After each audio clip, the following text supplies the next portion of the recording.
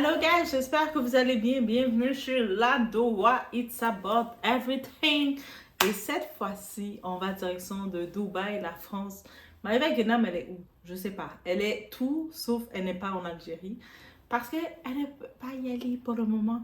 Et elle est en crise et elle veut faire pitié sans larmes. Elle pleure sans larmes. Vous savez, les influenceuses modernes, ils vont pleurer. Il n'y a pas de larmes.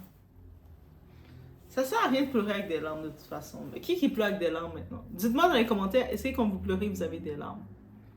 Je fais vraiment une enquête parce que je commence à me dire que ça n'existe plus. C'est plus à la mode de pleurer avec des larmes. Comme vous pleurez avec des larmes, vous avez de la mauve. Ça, c'est plus, vous n'êtes plus à la mode, ok? Arrêtez ça. On fait comme Maïva Guéna maintenant. So, on y va, it's about everything. Qu'est-ce qui se passe chez elle encore?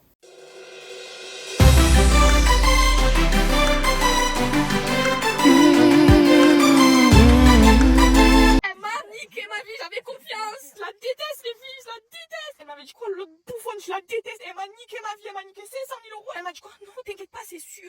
Moi je connais des gens, ils sont venus, ils ont été là-bas et tout, nanana, c'est sûr, tu peux y aller, t'inquiète pas ma chérie, c'est des conneries et tout, nanana. Elle m'a menti, je l'ai cru, je lui ai fait confiance et comme pour l'argent je lui ai fait confiance et ça me briserait de pas pouvoir aller dans mon pays. Après je vais être enterrée au moins, après je vais me faire enterrer en France, mais jamais de la vie.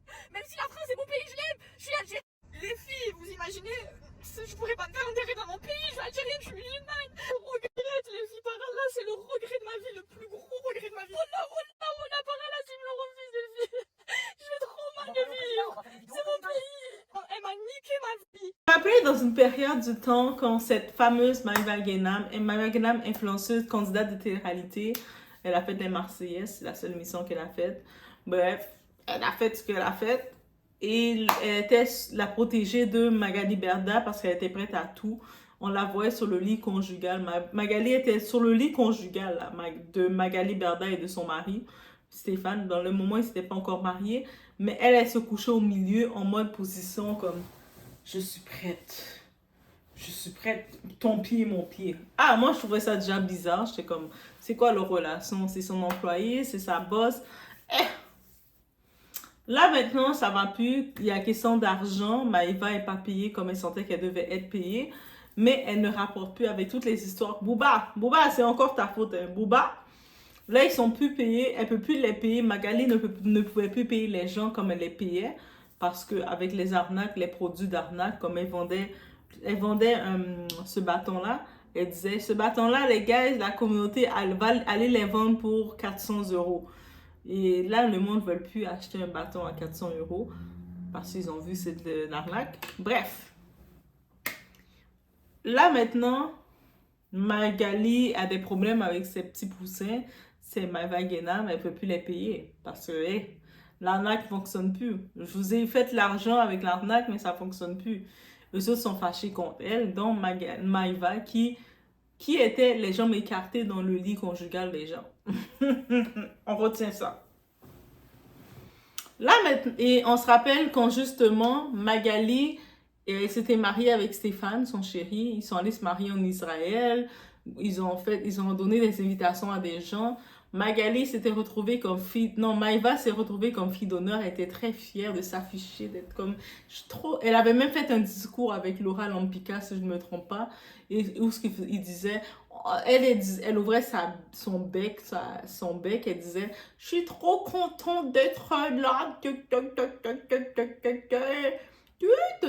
Elle disait ça. C'est ça qu'elle disait dans son discours. Je m'en rappelle, j'avais vu le clip passer.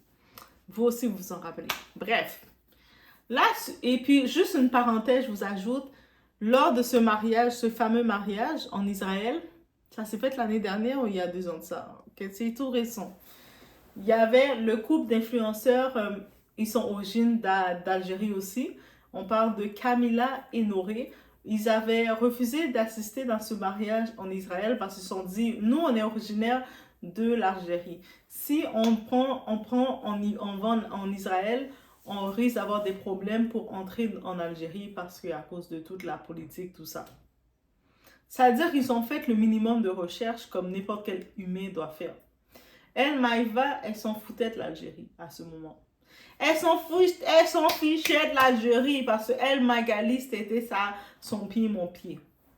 Là, quand elle a vu que sa relation ne marche plus avec Magali, elle a décidé de nous jouer le violon que oh my God, à cause de Magali, je ne peux plus rentrer dans mon pays d'origine, l'Algérie. J'étais surprise, j'ai fait le choc, je me suis dit, elle était algérienne. Elle a jamais parlé de l'Algérie, elle s'en colissait de l'Algérie, c'est son père qui est algérien. Elle s'en colissait complètement, là, c'est tout ça. Et je pense que l'Algérie, c'est vice-versa, ils s'en foutent d'elle. Mais bref, ça c'est mon opinion. Là, elle commence à nous faire, au début, elle faisait des petites vidéos pour dire, mettre la pression au gouvernement de l'Algérie, dire, moi, je ne suis pas n'importe qui, je suis un déchet de votre pays, vous devez me réaccepter dans votre pays parce que c'est moi, Maïva Guéna. Ben, l'Algérie s'en fout d'elle, on s'en fout. On s'en fout, tu ne représentes rien pour nous, que tu sois là, que tu sois pas là, ils sont très fiers, c'est un peuple très fier. On peut dire tout ce qu'on veut d'eux, mais ils sont très fiers. Bref. Là maintenant, elle utilise son contenu pour, à chaque fois qu'elle voit que Magali vit sans elle, parce qu'elle, elle pensait que Magali n'allait pas pouvoir vivre sans elle, elle réalise que c'est elle qui ne peut pas vivre sans Magali, parce que c'est Magali qui lui donnait de l'argent. Et là maintenant, elle commence à utiliser le Magali et Stéphane, vous avez gâché ma vie. Et elle, Maïva, c'est le genre d'amis que tu ne veux pas avoir dans ta vie. Le genre d'amis que tu as dans ta vie, que tu sais que tu as un démon dans ta vie. Parce que comment elle essaie de cracher sur Stéphane Teboul, le mari, en disant, toi, tu étais un infidèle. Quand je sais que tu voyais d'autres femmes quand tu étais avec Magali, je suis témoin de ça. Mais quand tu savais que, avant que Magali, qui était soi-disant ton pied, mon pied, se marie avec lui, tu savais qu'il voyait d'autres femmes. Tu as fermé ton bec, tu l'as encouragé à tromper sa femme. Maintenant que ça marche plus, c'est maintenant que tu veux parler. Mais amis comme toi, c'est amis toilettes. Désolée. Les amis, là, c'est maintenant qu'ils veulent dénoncer que vous avez pas bien agi. Mais tout le long, quand ils étaient votre ami, ils vous toléraient, ils vous supportaient. Ça, c'est les pires amis à avoir. On veut pas des amis comme ça. Et encore une fois, Maïva, elle n'est pas capable de défendre son point parce qu'elle est tellement mauvaise humaine comme personne. Elle est une mauvaise amie, une mauvaise humaine comme personne. Que tu es comme, mais Maïva, maintenant tu veux le... Même si maintenant tu veux dénoncer que quand l'époque avant qu'il soit marié avec Magali, qui était ta manager, elle appelait Magali, elle disait que c'était comme sa maman. Elle classait même Magali mieux que sa propre mère parce que Magali lui apportait de l'argent. Et là, maintenant, elle est comme, ah, mais ton gars, il te trompait et j'étais au courant. Mais c'est quoi que tu déclares dans ta vie? Même une entreprise pour faire affaire avec toi, pourquoi ils vont faire affaire avec toi? T'es mauvaise, t'es malhonnête. Mais elle est bête.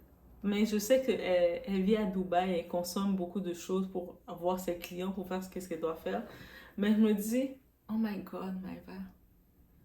Pourquoi elle se rattrape pas, elle fait pas semblant de faire semblant? Ça, c'est un clip, on la voit pleurer son larme, mais j'ai trouvé une autre pipite parce qu'avec cette conne de Maïva, on trouve des pipites. Oui, oui, oui, on trouve des pipites. On écoute l'autre pipite de Maïva. Déjà, toi, avant d'ouvrir ta gorge, commence à respecter ta femme et arrêter de la tromper, de la tremper à tout va, hein. Après, tu viendras faire le Peter Pan à la défendre, surtout quand elle a tort, parce que tous les deux, vous m'avez dit la même chose, que je pouvais aller dans mon pays. Sinon, je serais jamais venue. Mais c'est bon, je l'ai laissé. Apparemment, j'ai besoin de buzz. D'après elle, ok. Elle, c'est le camembert qui dure encore que tu pues. On m'a laissé croire que j'ai besoin de parler d'elle pour faire du buzz, que je parle tous les jours d'elle. Eux, là, ils ont avalé un clou, là. Vraiment.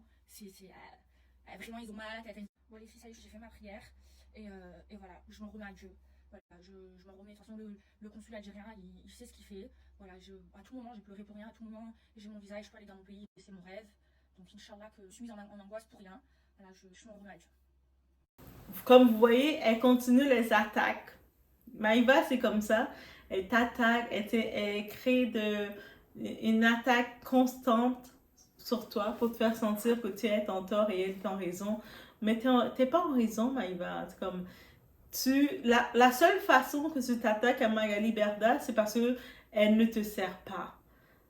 Et puis, limite, à force que ça attaque à Magali Berda, à force que je donne raison à Magali Berda. Magali Berda t'a sorti du ghetto. Tu étais une vieille fille du ghetto, tu ne valais rien, tu as juste fait de la télé-réalité. C'est pas la télé-réalité comme Kim Kardashian qui t'a enrichi. Magali Berda, elle a cru en toi, elle t'a donné des contrats, elle t'a même mis en avant de d'autres personnes. Et toi, tu as saboté plein d'autres personnes pour rester où ce que tu es. Maintenant, quand la relation avec Magali est terminée, tu veux essayer de faire croire que c'est parce que tu défends une cause. Mais Maïva, tu t'en fous de l'Algérie. Quand t'es allé, on a allé fêter le mariage de Magali à l'époque, ton pied, mon pied, tu savais que tu risquais d'avoir des problèmes avec l'Algérie. Et toi, t'as dit, m'en fous. Parce qu'en plus, l'exemple parfait, il y avait un autre couple d'Algériens, Camilla et Noré. Ils ont fait, ah, nous, on peut pas aller là, man. On peut pas aller là. Parce que si on va là, on va plus pouvoir aller dans notre pays d'origine. Parce qu'avec toutes les situations qui se passent. Ça veut dire que malgré l'argent, malgré Magali ou pas, ils ont suivi leurs valeurs. Respect à eux.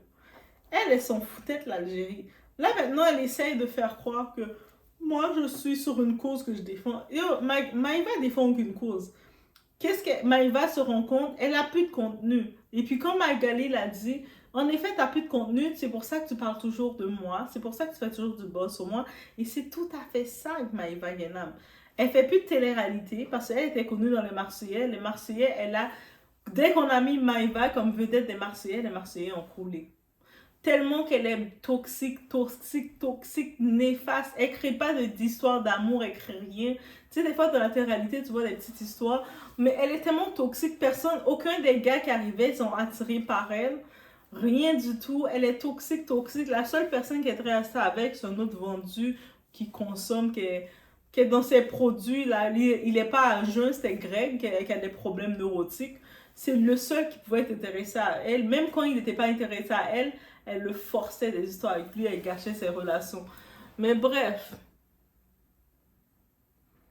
Maïva, là, moi je regarde le destin de Maïva, je me dis, Maïva, tu t'accusais notre Carla Moreau de vouloir le mal pour toi, mais toi, tu étais le mal pour Carla. Je suis sûre que même Carla, elle doit respirer, faire, heureusement que ce déchet humain n'est plus dans ma vie. Là, tu vois, Carla, elle fait son contenu tout tranquille. Elle s'en va dans le sud, en train de marcher, manger ses petits tequilas. Est-ce qu'on mange des tequilas? Mais bref, manger ses tapas ou être dans le sud, triper sa vie. Et tandis que Maïva, quand elle va dans des lieux publics, elle vole le micro d'un DJ. C'est pour insulter la mère de Carla. Tellement qu'elle est aigrie et rien. Ou sinon, quand elle n'a pas d'autre contenu, autre que ça, elle va essayer de dire, je regrette d'être allée dans le mariage. Mais quand tu étais dans le mariage, tu fêtais, grosse notch. Elle fêtait, elle était heureuse, elle kiffait d'être dans le mariage. Je pense qu'elle était même fille d'honneur. Là, maintenant, tu as fini de choisir d'être dans le mariage, tu veux accuser Magali Berda. Tu accuses Magali Berda de quoi? Magali Berda savait qu'elle allait se marier avec son chéri.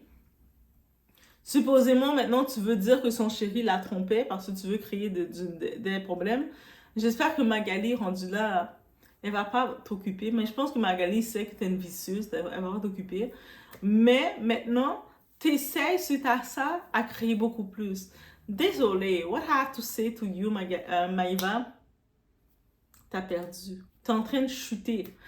T'as monté dans l'ascenseur. C'est pour ça que je vous dis, le truc de monter en haut, c'est pas le problème. Mais il faut monter d'une façon que quand l'ascenseur monte, mais redescend toujours. Mais quand tu redescends, il faut que tu redescends avec classe. Mais quand tu montes tu montes à chaque étage, tu craches sur l'étage. Et là, quand le monde de l'étage te regarde, ah, c'est toi qui n'arrête pas de cracher, t'as l'air de n'importe quoi. Ça, c'est ça qui s'attend dessus.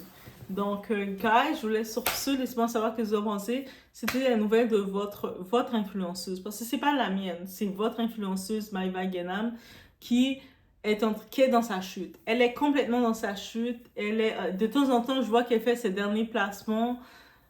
Elle essaie de tacler sur scène patronne. Elle essaie de dire des choses, de faire semblant qu'elle n'est pas consciente de ce qu'elle faisait. But elle est fake. She's a fake. So, la revanche de Carla qu'on appelle. Yo, je laisse sur ce. Quand je vous disais que je supportais Carla, parce que je voyais que Maïva, c'est elle la vicieuse. Guys, it was la doua. It's about everything. Mon discernement est à un niveau, guys. J'aime ça. Je vous laisse sur ce. On se voit au prochain vidéo.